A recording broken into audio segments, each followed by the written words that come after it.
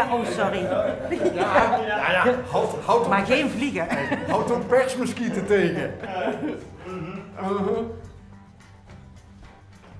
Hey, maar dat is natuurlijk. Komt het ook wel eens voor dat mensen bijvoorbeeld een steen hebben die voor hun belangrijk is? Ja. Die ze van vakantie En mee dat hebben. vind ik dan eigenlijk nog En dat jij daar een. bijzonderder. Ja, zo had ik dus laatst een vrouw, of ja, een half jaar geleden, kwam een vrouw die had dat van de laatste vakantie met haar man. Ze zochten altijd een steen, namen ze altijd mee naar huis van vakantie. En die man was overleden. Ja, zie je? En ook een keer dat iemand daar een steen uit de tuin, die hadden een rotsentuintje wat die man had gemaakt, die man is overleden. Die vrouw had daar een gaatje in laten boren. En as in gedaan. Gewoon symbolisch wat als van die man om. En dan kun jij daar nog een hele persoonlijke draai aan geven. Ja. Met glas. Ja. Ja, hoe mooi is dat? Ja, dat zijn echt hele bijzondere dingen. Want dan denk ik, het is maar zo'n klein stukje, maar er zit soms een heel mooi verhaal achter. Nou ja, nu snap ik ook waarom jij zegt dat jij daar nog heel veel voldoening uithaalt. Ook omdat je, niet alleen met dat soort dingen, maar ik neem aan met andere dingen die je maakt, mensen gewoon een enorm plezier kunt doen. Ja. Ja, en dat is heel bijzonder, want net als bij deze is het zoeken van de stenen vind ik leuk. Het maken van het glasmozaïekje erop. Dan komen er mensen langs. Vaak zitten ze hier eventjes aan tafel te vertellen over een vakantie hier in de buurt of hoe ze hier zijn gekomen. Want er staat bij jou de deur open. De deur staat open.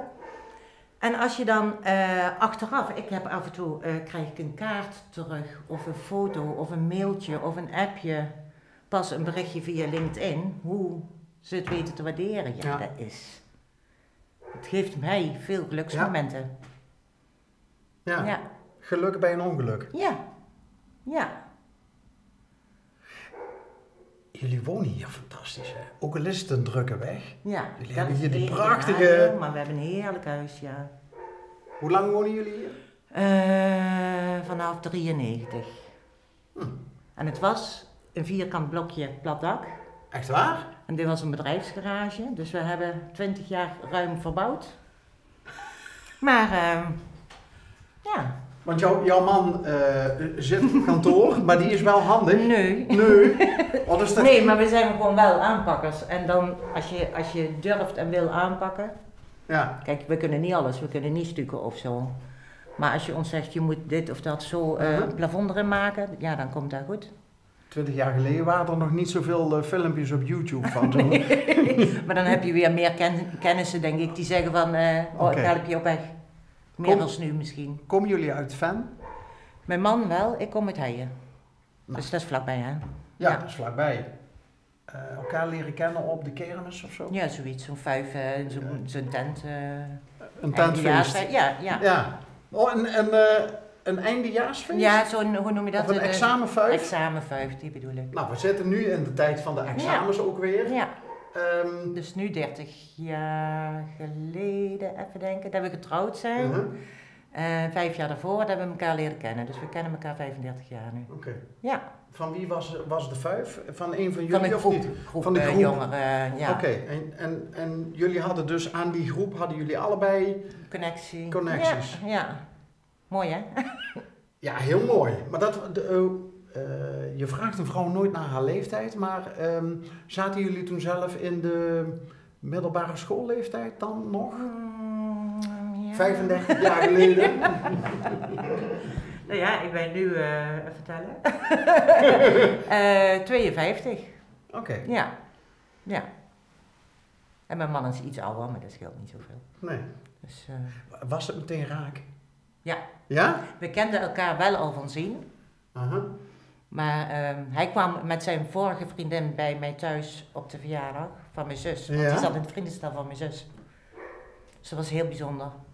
Dus toen keken we elkaar nog niet aan, zeg maar. Nee, want hij was met zijn vriendin. Ja. En dan is 3,5 jaar verschil dan nog wel groot. Als hij 18 is. En hoe heet hij? Marcel en Sonja. Ja.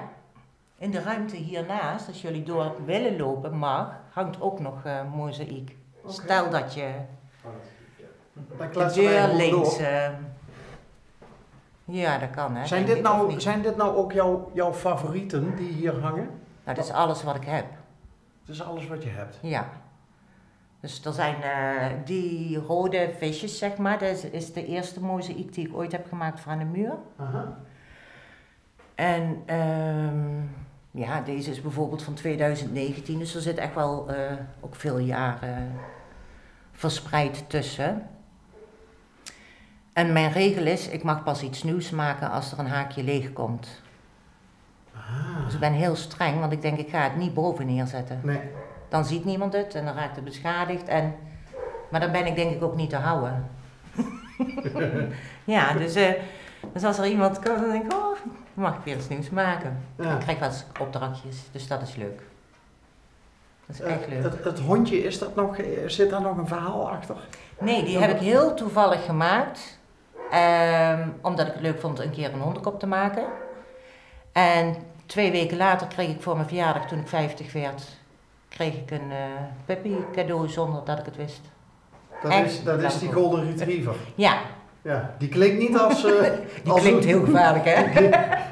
Ja, maar ik wispelt alleen maar. weet je wat ik nou zo leuk vind? Is als je er gewoon even naar kijkt, dan zijn het echt van die trouwe hondenogen, hè? Ja, goed hè? Dat is het leuke, wat je steeds meer lukt, dat je een soort blik vangt, een emotie, en dat kun je wel bij dieren. En maar is dat nou een toevalstreffer, of is dat Nee. wel jouw kennis ook inmiddels van... Ik begin ook met de oogjes, en als die liggen, dan denk ik, ja, de rest dat komt wel. Ja. Heeft jou, want we kennen elkaar nog niet zo lang, hè? Nu bijna 20 minuten. Heeft jouw karakter jou geholpen, ook bij die moeilijke periode? Waar je eigenlijk nog steeds... Want volgens mij ben jij wel een draufganger, een positivo. Ja. En heel ondernemend. En weet je, bij alle vrijwilligersgroepjes, schoolversier, buurtverenigingen, koor, bestuurtjes, overal actief. Alles is leuk. Ja. Alles kan erbij. Ja. Dat. En als je dan in één keer dat allemaal los moet laten. Maar weet je, die wilskracht, die kracht zit wel in je. Ja. En ik denk dat de meeste mensen, als je ervoor staat, weet je kunt niet opgeven. Dat kan, want dat wilde ik net al vragen, maar toen kwam er weer wat anders. Misschien wat de keitjes met de hartjes erop. Wat wil ik ook al vragen? Oh ja. Als je jou zo ziet, op het eerste gezicht, en je weet misschien waar ik naartoe wil, dan denken mensen, zouden mensen kunnen denken, daar is niks mee aan de hand. Ja. Terwijl er toch heel veel aan de hand is. Ja. In hoeverre is dat voor jou lastig? Dat was lastig. Weet je, dat gevecht, die frustratie. Dat mensen het niet snappen. Ja, dat heb ik nog bij naaste mensen zelfs. En dat ik denk, ja weet je, ik ga het niet meer uitleggen en verantwoorden. Nee, ja. Op een gegeven moment stop je ermee. Ja, dat kost zoveel energie wat niks brengt. Ja. Als mensen vragen hoe voel je je of ze zijn benieuwd, probeer ik het altijd zo goed mogelijk uit te leggen wat er gebeurt. Maar weet je, en vaak zijn contacten voor mij ook maar een half uurtje of max een uur. En dan krijg ik van die koortswangen en dan begin ik... Mensen zien het vaak aan mijn ogen. Ze beginnen inderdaad een beetje te kleuren, die wangetjes. Dan is het gewoon dat ik denk van, oh, weet je, dan... We zitten bijna op bij mensen. Nog 2 minuten. Nee, maar dus ik val niet neer, hè. Het is alleen, nee, maar dat zijn van die symptomen waaraan je merkt van, daar komt de grens aan. En voor mijzelf, mensen schijnen dat ook niet te horen, ik heb nou het gevoel ook dat ik met een hele dubbele tong praat. Mijn tong voelt nu heel dik en dat. Nee, maar zo klinkt het niet, maar zo voelt het wel bij jou. Ja, maar dat geeft niks. Wat ik me ook dan afvraag is, jij zei net al buiten dat Marcel en jij naar elkaar toe zijn gegroeid. Hè? Ja. In jullie relatie, toen jij uiteindelijk long covid bleek te hebben. Is dat in je vrienden- en kennissenkring dan ook zo dat de echte vrienden overblijven en dat je van sommige mensen waar je het misschien wel van verwacht had niets meer hoort of dat die op een gegeven moment afhaken? Ja, en dat is denk ik voor iedereen en overal kom je dat terecht of weer terug tegen. Mensen waarvan je denkt, oh ja, maar die zie je bijna iedere week. Maar ja, zo gauw er geen biertje bij wijze van spreken meer in de hand gehouden wordt, dan is het over. Gemeenschappelijk hebben, ja. Ja, terwijl je daar niks bij voor had kunnen stellen.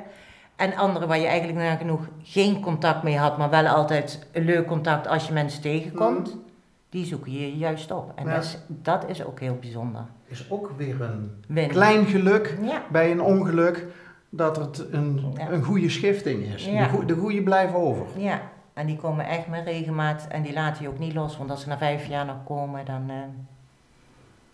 Kijk je er naar uit dat je binnenkort misschien in een op long-covid gespecialiseerd centrum terecht kunt voor... Heel erg. Ja? Want het was al afwachten tot de verwijzing in november komt. En dan besef je van, hé, ik ben niet aan de beurt, het kan nog wel eens een jaar duren. En dan krijg je weer even een hele dip, want ik kan alleen maar achteroverleunen.